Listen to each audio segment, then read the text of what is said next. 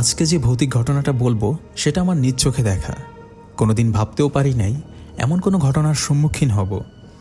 কখনকার কোন বিপদ আসে তা কেউ বলতে পারে না। শহর ছেড়ে আমার মেজো চাচা গ্রামে বাড়ি করেছে। আমার চাচার 2 ছেলে 1 মেয়ে। মেয়েটা সবার ছোট।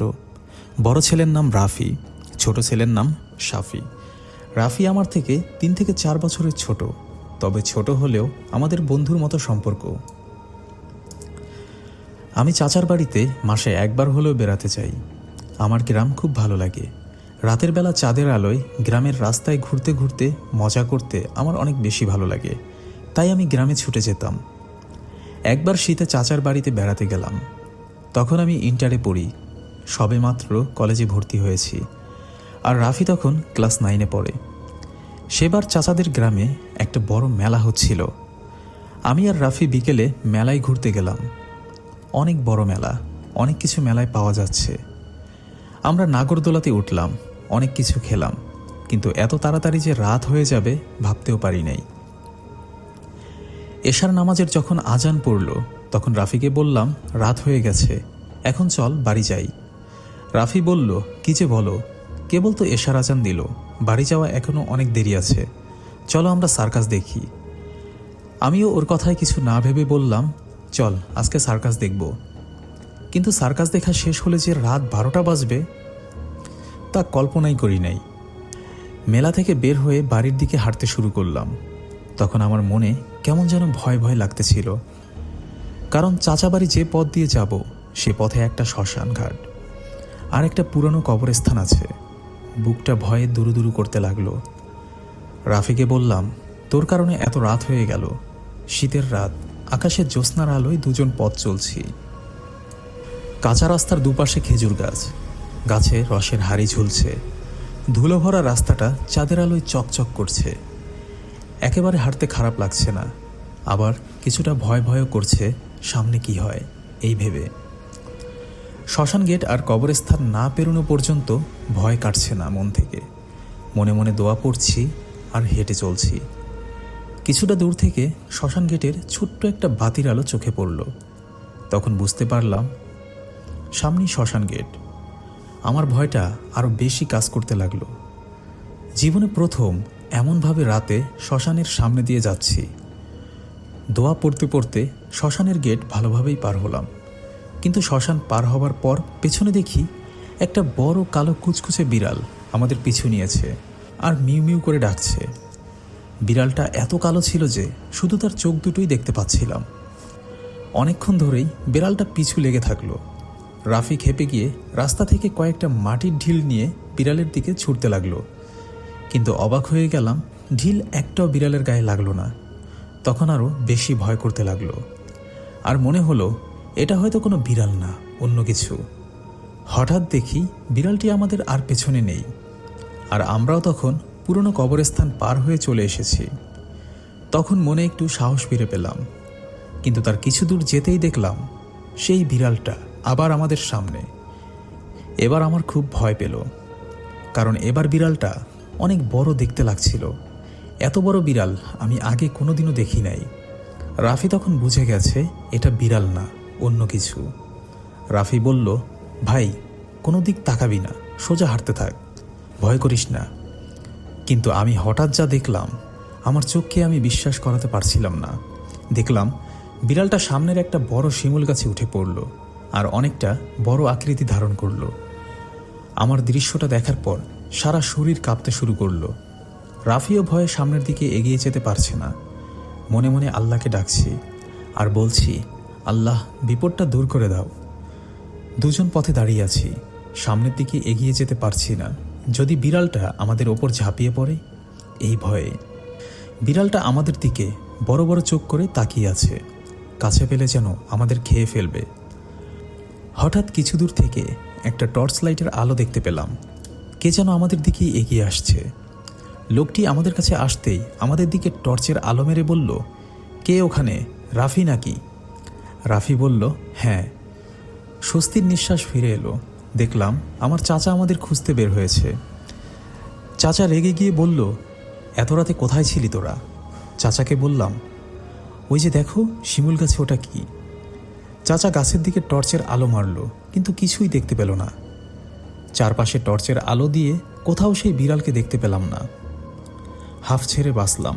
চাচার সাথে বাড়িতে এসে সব ঘটনা খুলে বললাম। চাচা সব কথা শুনে বলল, আজকে তোমরা অনেক বড় বিপদ থেকে বেঁচে গেছো, আল্লাহকে অনেক ধন্যবাদ। এরপর থেকে চাচা বাড়ি গেলেও রাতে শ্মশান আর কবরস্থানের রাস্তা দিয়ে আমি কখনোই যাই না। আল্লাহকে অনেক শুকরিয়া যে সেদিন চাচাকে আমাদের খুঁজতে পাঠিয়েছিল। ঘটনাটি আজও আমায় ভীত করে।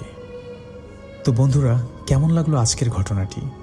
যদি এমন ঘটনা প্রতিদিন শুনতে চাও তাহলে চ্যানেলটি সাবস্ক্রাইব করে আমাদের সঙ্গেই থাকো। হাড় হিম করা সত্য ভৌতিক ঘটনা প্রতিদিন নিয়ে আসবো তোমাদের জন্য। আজ এ পর্যন্তই, দেখা হবে পরবর্তী ভিডিওতে। আল্লাহ হাফেজ।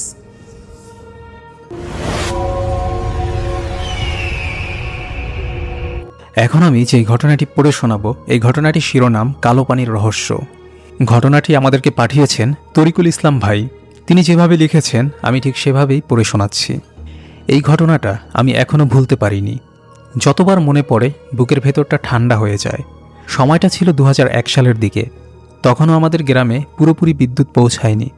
সন্ধ্যা নামলেই চারদিক অন্ধকারে ঢেকে যেত। হারিকেন আর কুপির আলোই ছিল ভরসা। রাতের নিস্তব্ধতা এমন ছিল যেন পৃথিবীর সব শব্দ কেউ বন্ধ করে দিয়েছে। আমাদের গ্রামে একটা পুরনো পুকুর ছিল। সবাই তাকে কালো পুকুর বলতো। আসল নাম কেউ ঠিক জানত না। গ্রামের একেবারে শেষ প্রান্তে ঘন গাছপালার আড়ালে লুকিয়ে থাকা সেই পুকুরটা দিনের বেলাতেও অদ্ভুত লাগত। পানিটা সবসময় একটু কালচে, আর তার উপর ভেসে বেড়াতো শুকনো পাতা। লোকজন বলতো এই পুকুরে আগে অনেক দুর্ঘটনা ঘটেছে। কেউ ডুবে মারা গেছে, কাউকে নাকি হঠাৎ করে পানির মধ্যে টেনে নেওয়া হয়েছে। তবে এগুলো এখন অনেকেই গুজব বলে উড়িয়ে দেয়। কিন্তু একটা কথা সবাই মানত, সন্ধ্যার পর কেউ ওই পুকুরের কাছে যেত না। আমার এক চাচাতো ভাই ছিল, নাম রাকিব। খুব সাহসী ছেলে। এসব ভূত-ঠুত একদমই বিশ্বাস করতো না, বরং এসব শুনলে হাসত। একদিন বিকেলে আমরা কয়েকজন বন্ধু মিলে গল্প করছিলাম। তখন কেউ একজন আবার কালো পুকুরের গল্প তুলল। সবাই বলল রাতে ওই পুকুরের পাশে নাকি কারো কাদার শব্দ শোনা যায়। রাকিব হেসে বলল, সব বাজে কথা, ভূত-ঠুত বলতে কিছুই নেই। আজকে রাতেই আমি ওই পুকুরে গিয়ে বসে থাকব, দেখি কি হয়। আমরা অনেকেই তাকে থামানোর চেষ্টা করলাম, কিন্তু সে কারো কথা শুনল না। সেই রাতে প্রায় 10টার দিকে রাকিব একা পুকুরের দিকে চলে গেল। চারদিকে তখন ঘন অন্ধকার, আকাশে চাঁদ ছিল না, শুধু কুয়াশার আস্তরণ। রাকিব পরে যা বলেছিল সেটা আজও আমার কানে বাজে। সে বলেছিল প্রথমে সবকিছু স্বাভাবিকই লাগছিল। পুকুরের পাশে বসেছিল সে, হালকা ঠান্ডা বাতাস বইছিল, মাঝে মাঝে পুকুরের পানি নড়ে উঠছিল। কিছুক্ষণ পর হঠাৎ সে খেয়াল করল পানির মাঝখানে যেন কিছু একটা নড়ছে। সে ভেবেছিল হয়তো মাছ, কিন্তু কিছুক্ষণ পর সেটা ধীরে ধীরে মানুষের আকার নিতে শুরু করল। একটা মেয়ের অবয়ব, চুলগুলো ভিজে, মুখ দেখা যাচ্ছে না। রাকিব স্থির হয়ে তাকিয়েছিল, তার শরীর কাঁপছিল, কিন্তু সে উঠতে পারছিল না। হঠাৎ সেই অবয়বটা ধীরে ধীরে মাথা তুলল, আর তখনই রাকিব দেখতে পেল মেয়েটার চোখ নেই, শুধু ফাঁকা গর্ত। সে পানির ওপর দাঁড়িয়ে আছে, কোনো শব্দ নেই, শুধু তাকিয়ে আছে তার দিকে। তারপর খুব ধীরে একটা ভেজা কর্কশ কণ্ঠে বলল, এত রাতে কেন এসেছ এখানে? রাকিব তখন চিৎকার করে উঠতে চেয়েছিল, কিন্তু গলা দিয়ে কোনো শব্দ বের হচ্ছিল না। হঠাৎ সে অনুভব করল তার পা যেন পানির দিকে টেনে নিচ্ছে কিছু।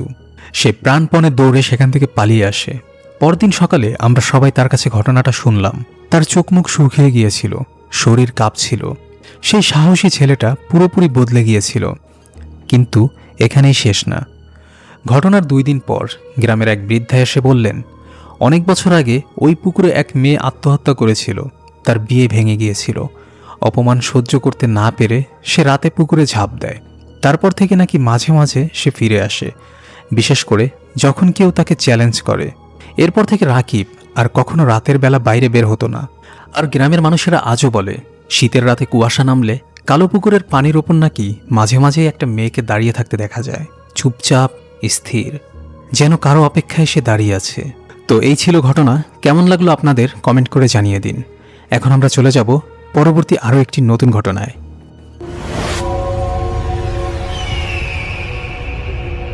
এই ঘটনাটি পাঠিয়েছেন আমাদের একজন সম্মানিত লিসেনার। তিনি যেভাবে লিখেছেন আমি ঠিক সেভাবেই পড়ে শোনাচ্ছি। ঘটনাটা প্রায় 8 বছর আগের। তখন আমি কলেজে পড়তাম। আমাদের গ্রামের বাড়ি নাটোর জেলার লালপুর উপজেলায়। বর্তমানে আমরা সবাই ঢাকায় থাকি, তাই গ্রামে খুব কম যাওয়া হয়। সেই সময় হঠাৎ একদিন আমার চাচাতো ভাইয়ের ফোন এলো। সে ফোন করে বলল বাড়িতে একটা মিলাদ হবে, তাই সবাইকে আসতে হবে। অনেকদিন গ্রামে যাই না, তাই আমিও খুব খুশি হলাম।